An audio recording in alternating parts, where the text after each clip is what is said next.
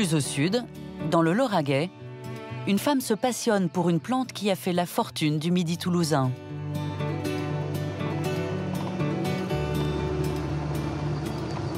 On est sur les premières collines qui descendent vers la Méditerranée, dans un paysage qui moi, me fait penser à la Toscane, qui est un paysage très doux. Et alors, il faut imaginer qu'ici, au Moyen-Âge, tout était recouvert de pastels. Les champs de pastels à perte de vue, entre Toulouse, Albi et Carcassonne, couverts de champs de pastels. Carole Garcia travaillait dans l'industrie pharmaceutique. Il y a 15 ans, elle a tout quitté pour créer une gamme de produits cosmétiques avec les graines de cette plante. Pendant des siècles, le pastel a permis de produire une richesse, une teinture bleue exportée dans toute l'Europe. La culture du pastel dans le Midi toulousain, elle avait disparu entre le XVIIe siècle et le XXe siècle. Et puis elle renaît depuis 20 ans, 25 ans.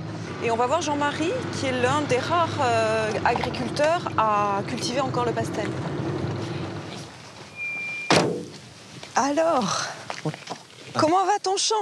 Il va bien. La pluie a Oui, un peu abîmé ton champ. On a eu une grosse pluie hier soir, elle Oui. a couché un peu le pastel, mais ça, c'est pas méchant. Et les premières siliques, déjà, sont bien formées. Je les vois, là, regarde. Ouais, elles sont belles, très belles. Très belle. Les siliques, c'est l'enveloppe qui protège la graine et qui va lui laisser le temps de mûrir pendant les 2 mois qui viennent. Chaque silique contient une graine, et voilà, avec un tout petit peu d'huile. Et puis, c'est une graine qui est très riche en acides gras essentiels et qui nous permet de développer des soins cosmétiques. Et cette graine, c'est notre trésor et c'est une part du patrimoine français. Le pastel se plaît beaucoup dans le Midi toulousain parce qu'on a des printemps pluvieux, la preuve, ce champ encore mouillé, mais aussi du soleil, de la chaleur et des sols argilo-calcaires qui se prêtent à la culture du pastel. Voilà, les herbes. Il reste encore une part de mystère sur cette culture du pastel. Elle n'a pas été façonnée par l'homme, elle n'a pas été triée comme aujourd'hui la plupart des graines. Elle reste telle qu'on a pu la connaître au XVe siècle.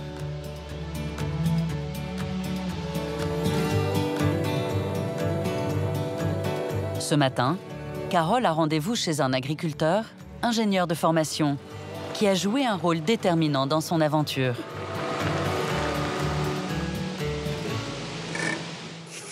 Maurice Villa est producteur d'huile de noix. C'est lui qui a trouvé la solution pour transformer les graines de pastel en huile. Alors Maurice, ce décortiquage. Eh bien ça avance, regarde, je trouve de l'or sous la paille. Voilà notre graine. Bon, elles sont belles, il faut encore trier, hein? Oui, mais bon, ça passe à la presse, ça va aller très bien. Son aventure m'intéresse et le lien entre ce monde de la cosmétique, qui est un monde totalement étranger au monde rural et au monde agricole, et ma vie, entre autres, d'agriculteur, cette rencontre-là m'intéresse au plus haut point, bien sûr, parce que ce sont 2 cultures complètement différentes, avec des vocabulaires, des modes de pensée différents, etc. Donc ça, c'est intéressant. On a beaucoup de mal à trouver la façon de décortiquer, de sortir la graine de la silique. Et là, on arrive à trouver notre graine magique, la graine de pastel. Et c'est ce qui est génial avec Maurice, c'est qu'il a ce sens du pragmatisme pour réussir à faire ce que les grands laboratoires spécialisés dans les huiles n'arrivent pas à nous faire. Eh bien, on est prêt à être pressé. Donc, contrairement aux apparences, ceci contient de l'huile. Eh oui. L'huile de pastel qui est issue des graines, elle n'est pas connue. On est les seuls à l'utiliser dans le monde. Et malgré nos 15 ans de recul sur la graine, on a encore 1000 choses à apprendre. Au bout de quelques minutes, l'huile de pastel s'écoule. Cette couleur, elle est incroyable. On retrouve la fleur de pastel dans ce jaune. Une fois pressée, Maurice la filtre. Elle a une belle viscosité, hein? Ah oui, c'est l'huile la plus épaisse que j'ai jamais pressée. Elle est très riche en acides gras essentiels, en oméga, et c'est ce qui en fait toute sa particularité. C'est une huile extrêmement riche et unique. On est ici chez Maurice, et il faut imaginer que cette huile, elle est vendue à New York, à Hong Kong ou à Séoul. C'est incroyable.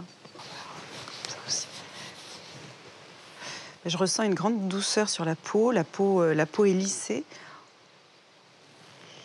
Elle sent toujours le foin, l'herbe coupée, le végétal. On est encore dans le champ.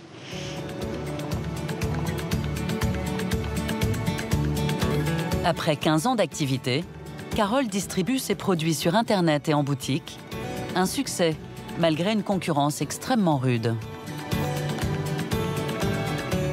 Dans une industrie cosmétique qui est dominée par des grands groupes, c'est compliqué de faire vivre une gamme de produits avec un engagement fort sur une filière agricole et industrielle locale. C'est un vrai combat. Et à la fois, c'est une passion qui fait que se lever tous les matins pour faire ça, c'est un grand bonheur, c'est une grande fierté aussi.